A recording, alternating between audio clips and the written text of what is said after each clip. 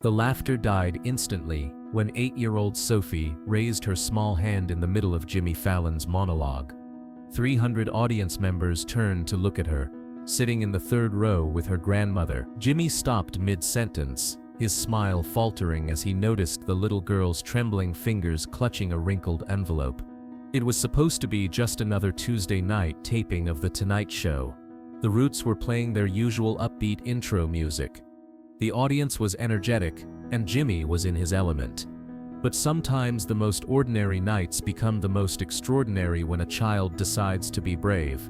Sophie Martinez wore a yellow dress that was slightly too big for her, a hand-me-down from her older sister. Her dark hair was pulled back with a butterfly clip that kept sliding down. She had been sitting quietly next to her grandmother Maria, who kept glancing at her with worried eyes. Jimmy noticed her immediately during the warm-up. There was something about quiet children that always drew his attention. Maybe it reminded him of his own shy childhood, or maybe it was the way they observed everything with those wide, knowing eyes. "Hey there," Jimmy had said during the audience interaction segment, pointing towards Sophie. "What's your name, sweetheart?" His voice carried that gentle warmth that had made him America's favorite late-night host. Sophie had whispered something so softly that even the sensitive studio microphones couldn't pick it up. Her grandmother leaned down to encourage her. The audience waited patiently, used to Jimmy's way of making everyone feel included. "Sophie," she finally said, her voice barely audible. Jimmy smiled, that infectious smile that had launched 1,000 memes. "Sophie, that's a beautiful name. Are you having fun tonight?" Sophie nodded but didn't smile back.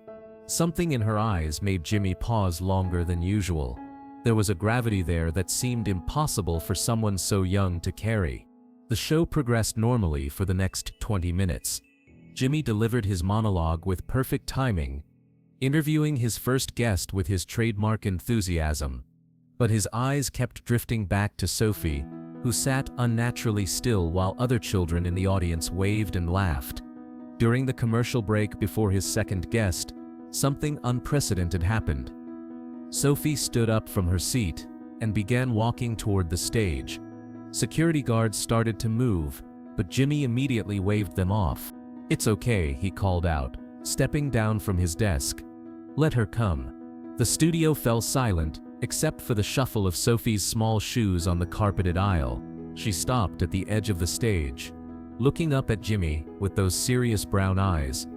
In her hand, she clutched the envelope that had been folded and refolded so many times the edges were soft. "Mr. Jimmy," she whispered, her voice carrying across the silent studio. Jimmy knelt down without hesitation, bringing himself to her eye level. The cameras kept rolling, but this was no longer television entertainment. This was something else entirely, something sacred happening in front of 300 witnesses. "What do you have there, Sophie?" Jimmy asked gently, his comedian's instincts replaced by something deeper. Sophie held out the envelope with shaking hands. "It's for you," she said simply. The envelope was addressed in careful handwriting, to Jimmy Fallon, from Sophie's daddy. Jimmy's breath caught slightly as he read the words. He looked back up at Sophie, understanding beginning to dawn in his expression. "Your daddy wrote this for me?" Jimmy asked softly. Sophie nodded, tears beginning to form in her eyes. "Before he went to heaven," she whispered. The studio audience gasped audibly. Several people in the front row brought their hands to their mouths. Jimmy Fallon, who had built his career on quick wit and perfect timing, found himself completely speechless for the first time in his professional life. "He said to give it to you on my birthday," Sophie continued, her voice growing stronger. "Today is my birthday." Jimmy's composure began to crack as he realized the magnitude of what was happening. Behind the scenes, producers in the control room were frantically trying to decide whether to cut to commercial. But something about this moment felt too important to interrupt. The cameras stayed focused on Jimmy and Sophie, capturing every emotion that crossed their faces.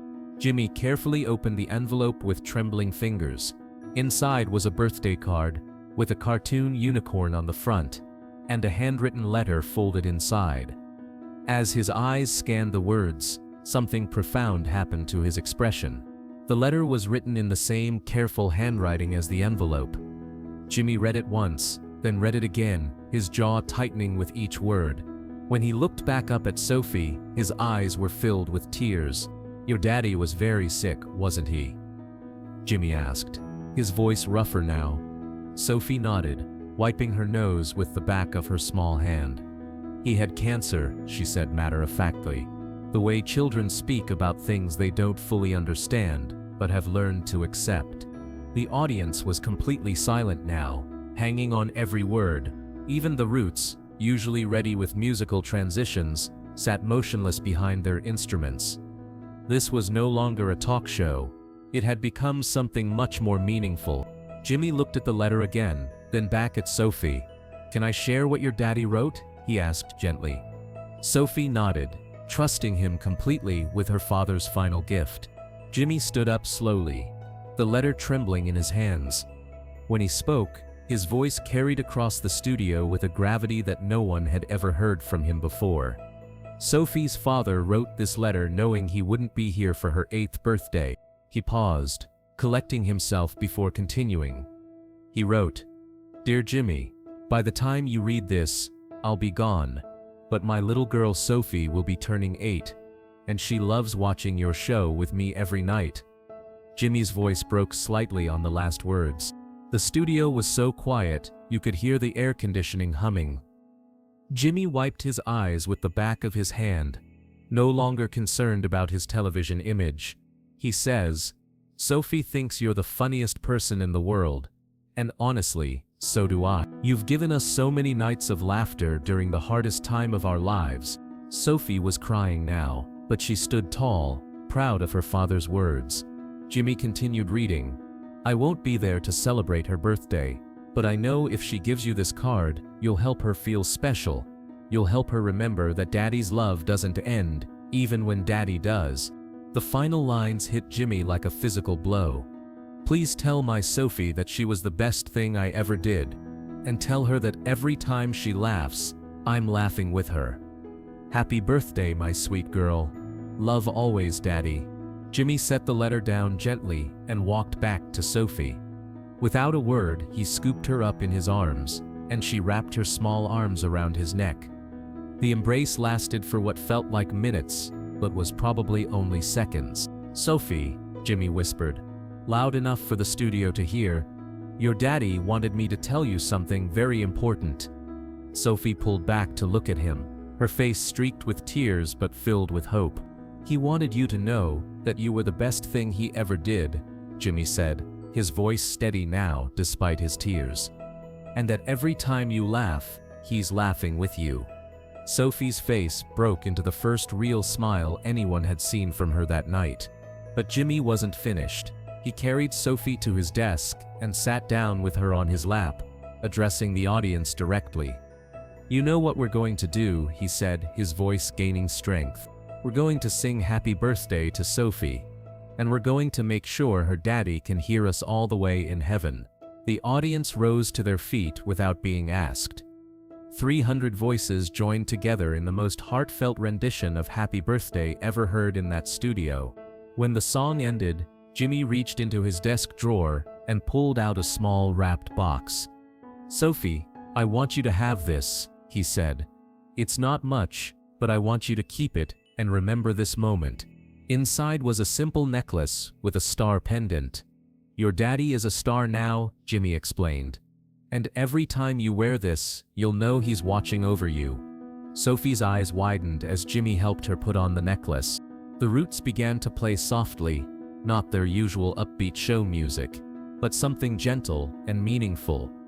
Jimmy stood up with Sophie still in his arms and turned to face the camera directly. "Ladies and gentlemen," he said, his voice carrying the weight of the moment. "Sophie's father reminded us tonight what really matters." He paused, looking down at the little girl, who had changed everything with a simple birthday card. "It's not about the jokes or the laughs or the entertainment," Jimmy continued. "It's about love. It's about making sure the people we care about know how much they mean to us while we still can." He looked back at the audience, then at Sophie. "And it's about showing up for each other, especially when someone needs us most." The studio erupted in applause, but it wasn't the typical late-night show cheering. This was different. This was 300 people acknowledging that they had witnessed something sacred, something that transcended television and touched the very heart of what it means to be human. As the applause continued, Jimmy whispered something in Sophie's ear that the microphones couldn't pick up. Whatever he said made her giggle through her tears. It was the sound of pure joy breaking through grief, the sound of a child remembering how to be a child again. The cameras captured Sophie's grandmother in the audience, tears streaming down her face as she watched her granddaughter find a moment of happiness in the midst of their loss. The image would become iconic, representing the power of human kindness to heal even the deepest wounds. When the show finally ended, Jimmy didn't just say goodbye to Sophie. He walked her back to her grandmother personally, introducing himself to Maria and ensuring they had his personal contact information. Not his publicist's number or his agent's office, but his actual personal phone number. "Sophie," he said, kneeling down one last time, "your daddy was right about one thing. You are funny, and you are special, and you are loved by so many people." He gestured to the audience, who were still standing and applauding. "Whenever you miss him, you call that number I gave your grandma," Jimmy continued. "Not because I'm famous, but because your daddy asked me to look out for you. And I always keep my promises." The episode aired exactly as it happened, with no editing to remove the emotional moments. The response was unprecedented in late-night television history. The show received over 200,000 messages from viewers sharing their own stories of loss, love, and the unexpected kindness of strangers. Sophie's story became more than viral content.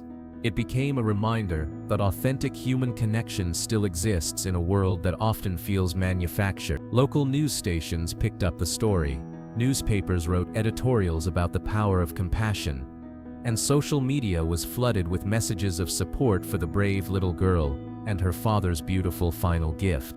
But perhaps the most meaningful response came from other children who had lost parents.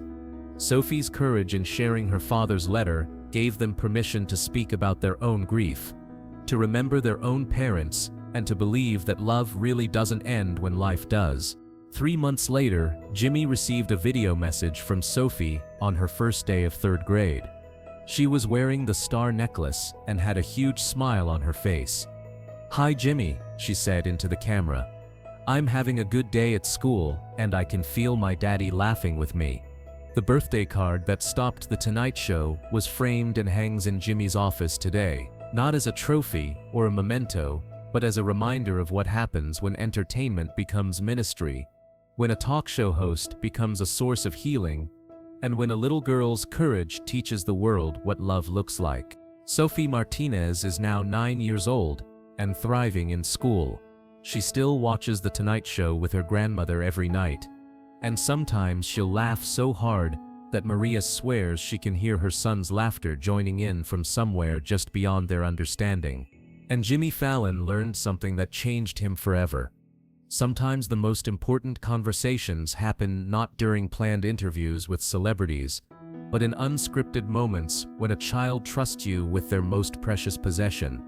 A parent's love wrapped in a birthday card, delivered with the kind of courage that can only come from someone who has nothing left to lose except the chance to honor the person who gave them everything. The letter from Sophie's father remains private, sacred, exactly where it belongs.